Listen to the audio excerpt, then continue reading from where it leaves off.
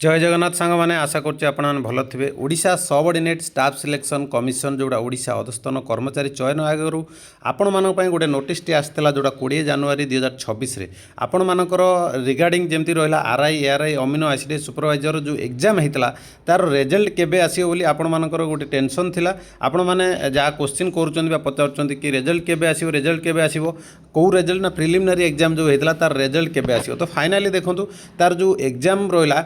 Already आपण मानकर सरी थिला तापर आपण रिविजन आंसर की आसला जोड़ा आपण माने करेक्शन करथिले तापर ता परटर कोनोसी नोटिस आसी नाही वर्तमान सुधा। तो आपण माने भाबुथिबे एटा आसीबो कि नाही केबे आसीबो रिजल्ट तापर मेन एग्जाम केबे हबो तो ताकु नै आमे आलोचना करिया वीडियो रे। देखंतु ए जो नोटिस टी रहिछि एटा रहिछि आपण मानकर डॉक्यूमेंट वेरिफिकेशन हबो केउ मानकर से ओ ट्रिपल एससी द्वारा होइथिबा गोटे एग्जाम जोटा होछि ट्रेनिंग ग्रेजुएट टीचर जोटा टीजीटी आर्ट्स रो तो तार रिजल्ट आसी सारछि। तो फाइनली आपण माने एटी रिजल्ट चेक करि पारे कार कार आइछि किंतु वर्तमान होछि कोन ना पिला माने वेट करछन कि आरआई आरआर केबे आसीओ पुणी अप्लाई चलिलाणी किंतु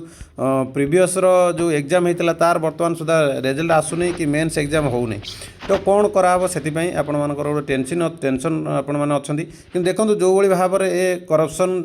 को नै प्रश्न उठुची जो भली भाव रे अनियमितता आपण माने देखुचंदी एग्जाम रे तो ताकू नै से माने होय तो ए सब जिंस काढी परनाती फास्ट हे परनाती किंतु मे बी आपण को ए मास रे लास्ट सुधा देखियो मिली पारे न आर मास फास्ट सुधा आपण देखियो मिली पारे रिजल्ट काहे कि ना वर्तमान जो फॉर्म अप्लाई चलची आरआई आरआई अगेन जो चलीची तो तार देखंतु सरिया हलानी तार कोन अप्लाई डेट 30 तारिख आपण मानकर 31 आड़ लास्ट हो जाउची। तो सही हिसाब रे आपण माने जदि देखिबे तो निहाती भाव रे आपण रिजल्ट बहुत कम दिन भीतर देखिया पाइबे किंतु वर्तमान आपण मान जो टेंशन होचन केबे आसे तो टेंशन होबार कोनोसी आवश्यकता नाही। आपण माने मन दे पढ़ा पढ़ी करंतु रिजल्ट जेबे भी आसीबो भलो आसीबो रिजल्ट आपण मानकर एग्जाम बहुत भलो हबो। तो नेक्स्ट एग्जाम पे प्रिपेयर करंतु ए सब फालतू जिनस पढ़ंतुनी केबे आसीबो कोन वेट करके आपण मानकर पढ़ा पढ़ी लॉस करियो पढ़ा पढ़ी छाड़ंतु नाही पाठ पढ़ा जेमती करछन सेमती करंतु जेतेबेले आसीबो मु आपण मानकु निहाती भाव रे जणै देबी आपण माने यूट्यूब माध्यम देखि पारछुंदी। जदि आपण मानकु ए भली भलो भलो अपडेट दरकार निहाती भाव रे आपण माने चैनल सहित जोड़े रुहतु निहाती भाव में आपण मानकु अपडेट मिल जिवो जेतेबेले भी रिजल्ट आसे मु फटास्किन आपण मानकु जणै देबी निहाती भाव में आपण माने रिजल्ट पाई परिबे। तो वर्तमान ए जो वीडियोटी आपण माने सांगसाथी मानकु शेयर कर दियंतु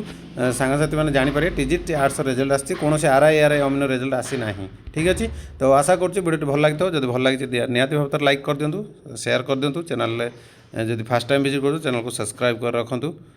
आपनको काम रे आसीबो। रहिली नमस्कार जय जगन्नाथ।